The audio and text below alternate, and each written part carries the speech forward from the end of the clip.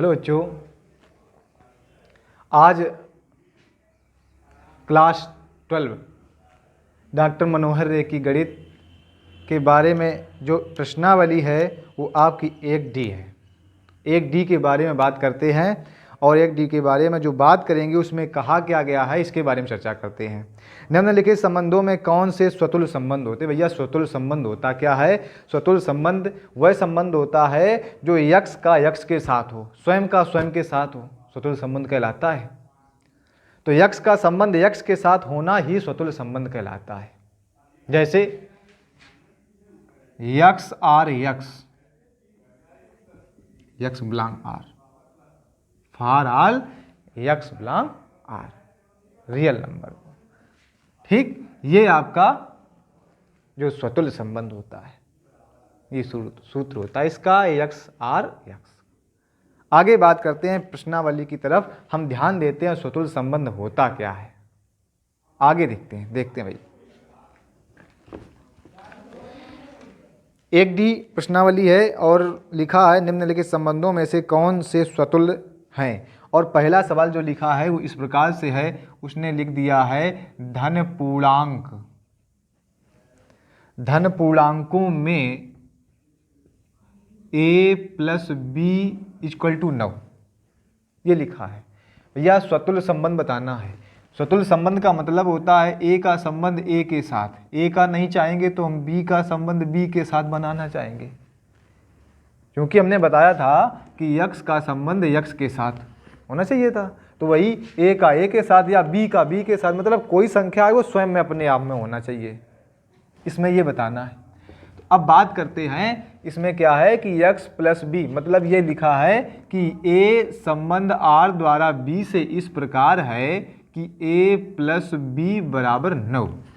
तो हमें बताना है a का a के साथ संबंध बताओ। तो a का a के साथ संबंध बताएंगे, कैसे बताएंगे? a की वैल्यू कुछ भी मान लेते हैं, कोई भी संख्या मानते हैं a का मान, तो यहाँ पर हम a प्लस a लिख लेंगे, बराबर 9 हो जाएगा, क्योंकि a के स्थान पर a और b के स्थान पर भी a लिखना है, a प्लस b के स्थान पर भी a लिखना है। अब a की वैल्यू कुछ भी हम लें, ऐसी संख्या लो a का जो 9 आ जाए, जोड़ने से a का मान 3 लेंगे तो यहाँ भी 3 लिखना पड़ेगा, 6 आ जाएगा। 4 लेंगे तो 8 आ जाएगा। 5 लेंगे तो 10 आएगा। क्या 9 आएगा? नहीं आएगा। तो लिखेंगे a R a does not equal, स्वतुल्य नहीं है।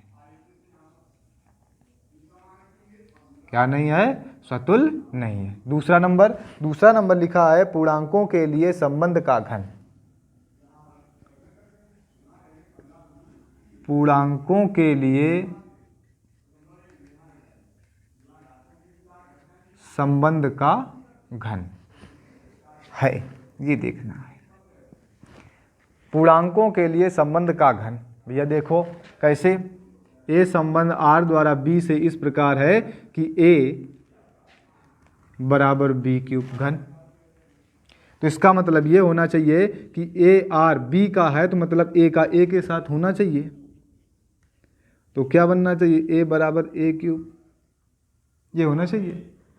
ठीक है, करेंगे क्या? अगर हम यहाँ पर मान ले लेते हैं 2 और यहाँ पर भी ले लेते हैं 2 इक्वल टू a का मान भी 2 है और यहाँ 2 लिखेंगे, ये आ जाएगा आपका 8 बन जाएगा, 8 हो जाएगा। लेकिन है क्या, ये आपस में बराबर थे तो ये बराबर होना चाहिए, क्योंकि a की वैल्यू यहाँ भी 2 है, यहाँ भी 2 है, तो यहाँ भी 2 2 आना चाहिए, 8 8 आना चाहिए, क्योंकि मान बराबर स्वयं का स्वयं के साथ 2 है तो 2 के साथ, 8 है तो 8 के साथ होना चाहिए। तो ये तो संभव नहीं है। लिख लेंगे यहाँ पर a R a does not, स्वतुल्य नहीं है, स्वतुल्य नहीं है। ये दूसरा क्वेश्चन हो गया। आगे बात करते हैं तीसरा नंबर के लिए। तीसरा नंबर में लिखा है समतल में स्थित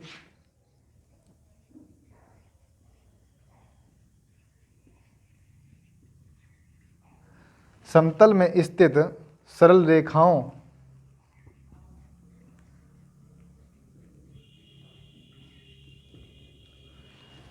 रेखाओं में समांतर संबंध।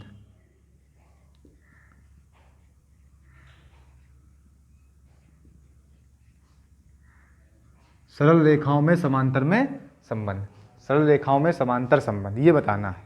ये समांतर क्या होता है? समांतर इस प्रकार से होता है। तो उसमें है क्या? वो कहता है कि ए का संबंध आर द्वारा बी के साथ है कि ए समांतर बी है। मतलब ए का बी के साथ है कोई संबंध, हमें बनाना है ए का ए के साथ। ए का संबंध ए के साथ मतलब ए समांतर ए होना चाहिए। ए समांतर ए कैसे होगा? आइए बात करते हैं। तो ए समांतर ए कब होगा? जैसे कि दो कॉपी है 10 रुपए की, एक ये 10 रुपए की ए है, ये 10 रुपए की बी है। ए और बी, ये ए है ये बी है। इस 10 रुपए की कॉपी में 50 पेज हैं, इस कॉपी में 50 पेज हैं। कन्फर्म है? अगर हम इसमें तुलना करेंगे आपस में ए और बी में, तो क्या कह सकते हो? बी को ए कह सकते हो, ए को बी कह सकते हो, या दोनों को ए कह सकते हो। क्योंकि अगर वही कॉपी तुम लेने जा रहे हो, ए है उसमें 50 पेज हैं, 10 रुपए की मिलती है। वही कॉपी 10 रुपए की तुम्हारी कितने की मिलती है? बी कॉपी वो भी 10 रुपए की मिलती है। तो आपस में बराबर दोनों को एक साथ जोड़ देंगे, रेट तो वही रहेगा भैया। ठीक है, इसको कहें ए या इसको कहें ए, बात बराबर है। तो समांतर की बात करें या बराबर की बात करें या समरूप की बात कर दे या फिर सर्वांगसम, सर्वांगसम की बात की जाए, ये आपस में तीनों नियमों का पालन करता है। स्वतुल्य का, सममित का, संक्रमक का। ये जो चारों नियम हैं, तीनों नियमों का पालन करते हैं। नंबर 1 सममित, स्वतुल्य और संक्रमक, तीनों नियमों का पालन करता है। कहने की कोई ज़रूरत नहीं पड़ती इसमें। देख लेना क्वेश्चन समांतर है, समझ लेना कि हाँ बस हो जाएगा। ठीक है, कन्फर्म है। तो इसमें हम लिख सकते हैं ये एक कैसा है? स्वतुल्य संबंध है।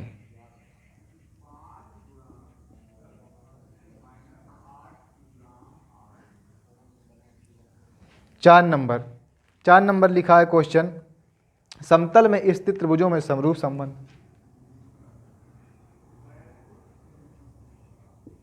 समतल में स्थित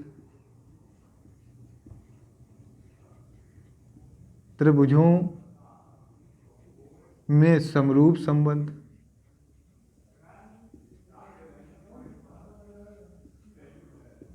ये लिखा है, हमने बता दिया, अभी बताया था, समांतर हो, बराबर हो, सर्वांगसम हो, समरूप हो, तीनों नियमों का पालन करता है। समरूप की बात कर दी है तो यहाँ पर भी आपका कैसा स्वतुल्य संबंध होगा? स्वतुल्य संबंध है।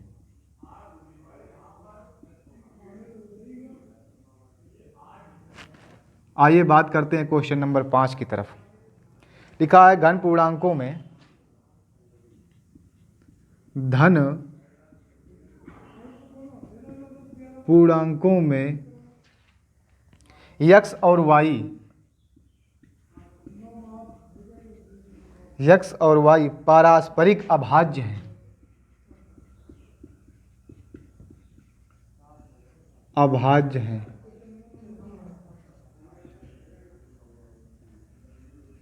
ये लिखा है x और y पारस्परिक अभाज्य संख्या भैया बराबर कैसे हो सकती है?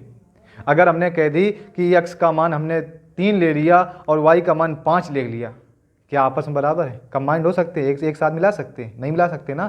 तो ये अलग है, अभाज्य संख्या के लिए बात करता है। वो कहता है धन पूर्णांक में सभी संख्याएं आ जाती हैं, माइनस की हो या प्लस की हो, दोनों संख्याएं पूर्णांक में आ जाती हैं। लेकिन उसमें धन पूर्णांक की बात कर दी है तो प्लस की तरफ चलते हैं।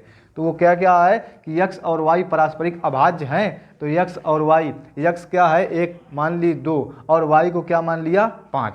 आपस की तुलना करेंगे, क्या कंबाइंड होगा? नहीं होगा भैया। तो ये आपका स्वतुल्य संबंध नहीं है।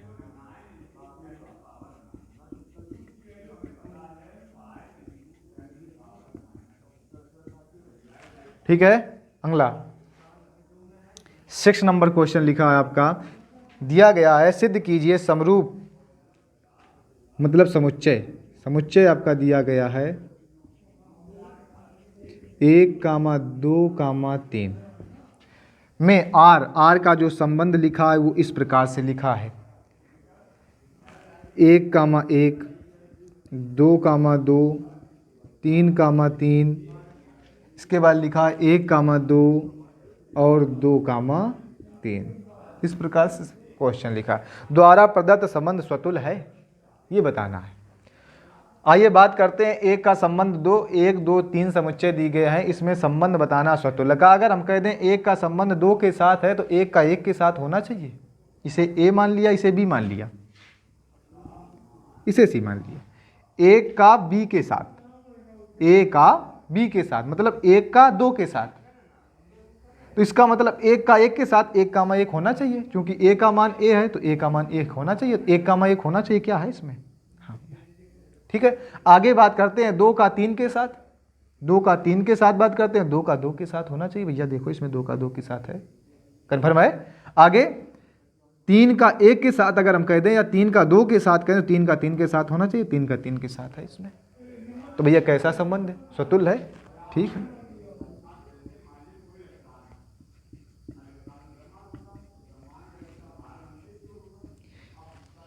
ये थी एक्सरसाइज या प्रश्नावली 1D। अब आइए हम बात करते हैं प्रश्नावली 1E की तरफ।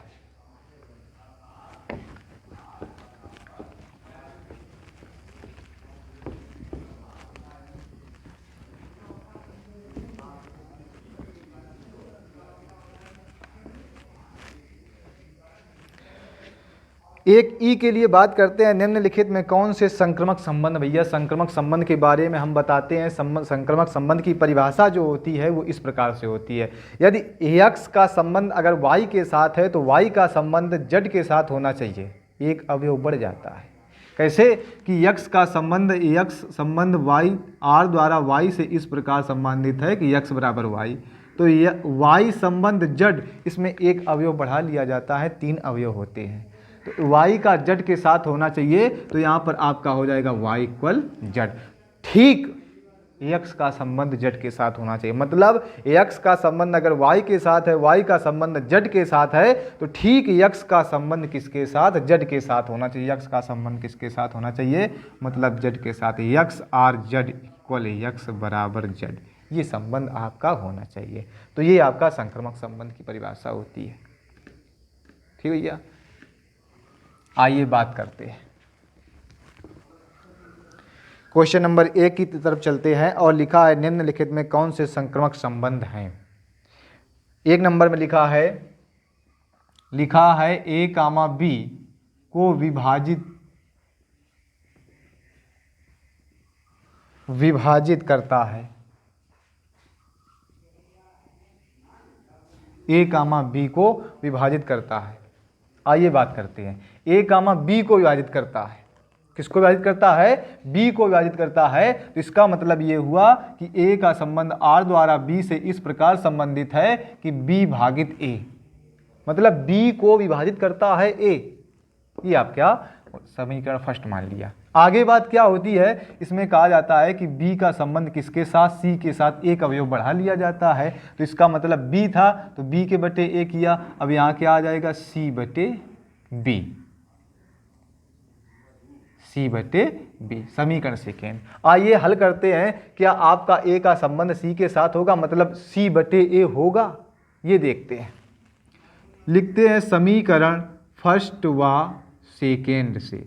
समीकरण फर्स्ट लिखा है a गुणा लगा देते हैं बीच में, फर्स्ट गुणा सेकेंड से, a b बटे a और c बटे b। बोलो क्या आ गया? c बटे a आ गया, मतलब c बटे a आया तो इसका मतलब ये बन गया a r c, मतलब a का संबंध c के साथ कन्फर्म है। तो इसका मतलब ये कैसा संबंध है? संक्रामक संबंध है। आइए बात करते हैं क्वेश्चन नंबर 2 की तरफ। क्वेश्चन नंबर 2 में लिखा है धन पूर्णांकों में a इज लेस देन,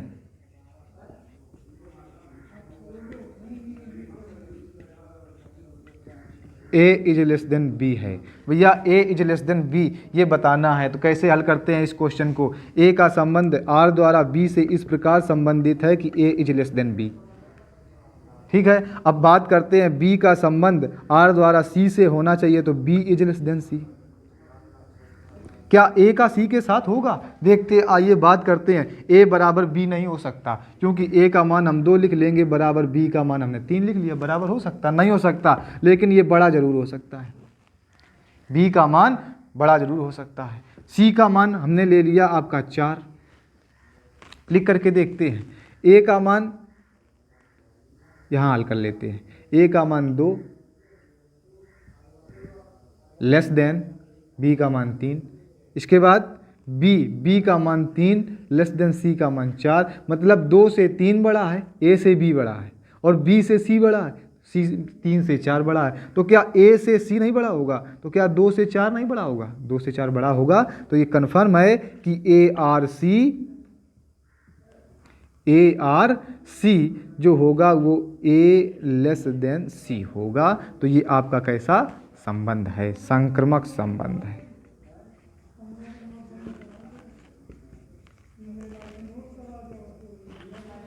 बच्चों ये था क्वेश्चन नंबर 2। आइए क्वेश्चन नंबर चलते हैं 3 की तरफ।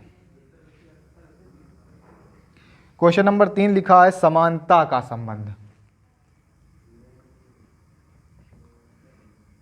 समानता मतलब बराबर का संबंध। समानता का संबंध यही होगा कि ए आर बी, मतलब ए का संबंध बी के साथ है तो ए बराबर बी होना चाहिए। फिर क्या है, बी का संबंध सी के साथ तो बी बराबर सी होना चाहिए। और फिर ए का संबंध किसके साथ? ए बराबर सी होना चाहिए। क्या कन्फर्म है? आइए बात करते हैं। एक ये रेखा, एक ये रेखा, एक ये रेखा, ठीक भैया।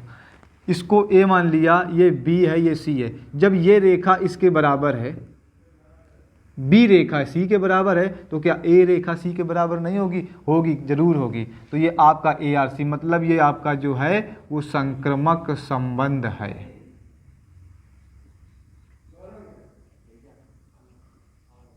कैसा संबंध है? संक्रामक संबंध है। आइए क्वेश्चन नंबर चलते हैं 4 की तरफ। लिखा है समतल में स्थित त्रिभुजों में समरूप संबंध।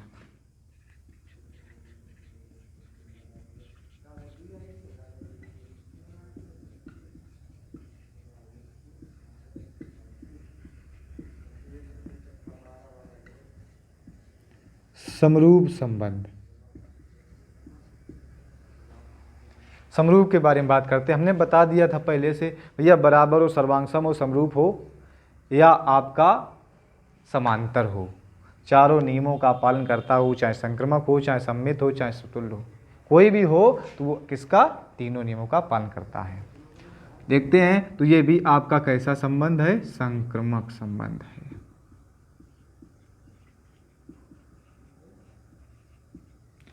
क्वेश्चन नंबर 5 की तरफ।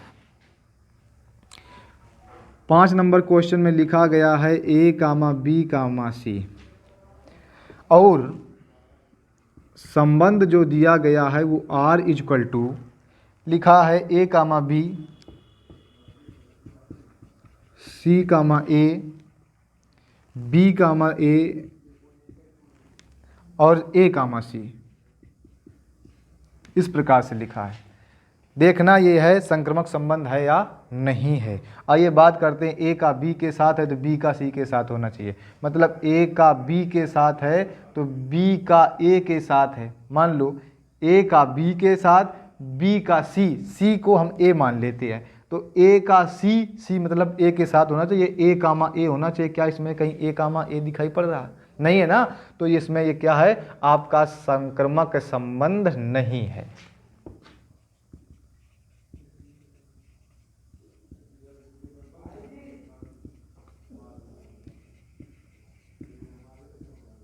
संक्रामक संबंध नहीं है। आइए बात करते हैं क्वेश्चन नंबर 6 के लिए।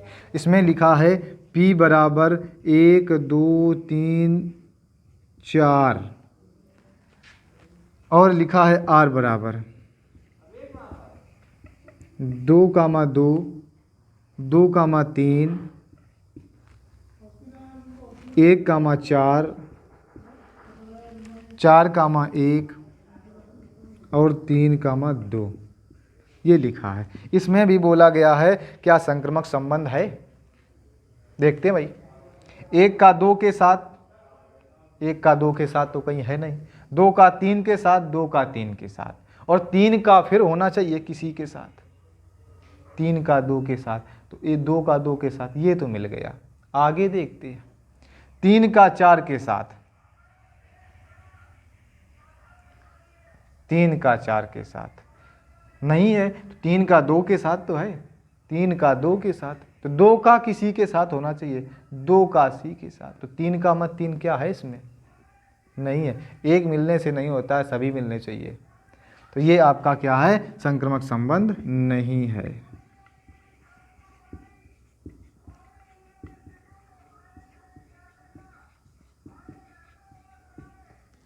आइए बात करते हैं क्वेश्चन नंबर 7 की तरफ।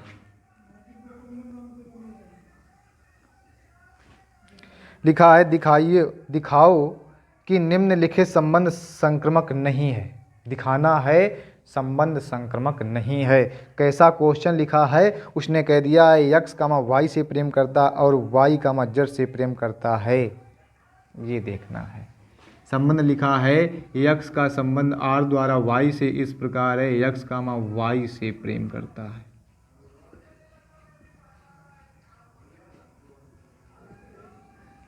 y का संबंध एक z के साथ होना चाहिए, तो इसका मतलब y, z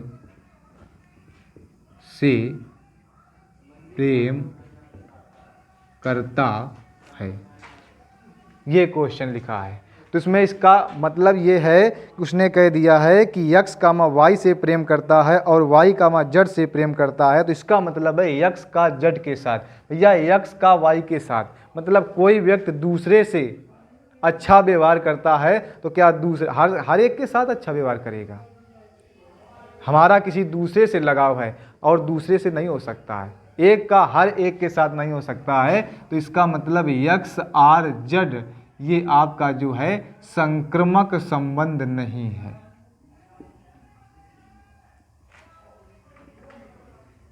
संबंध नहीं है। तो ये था क्वेश्चन नंबर 4 और आज के लिए एक ई एक्सरसाइज समाप्त हो गई। 2 एक्सरसाइज हो गई हैं, एक डी और एक ई। आज के लिए इतना वीडियो काफ़ी है।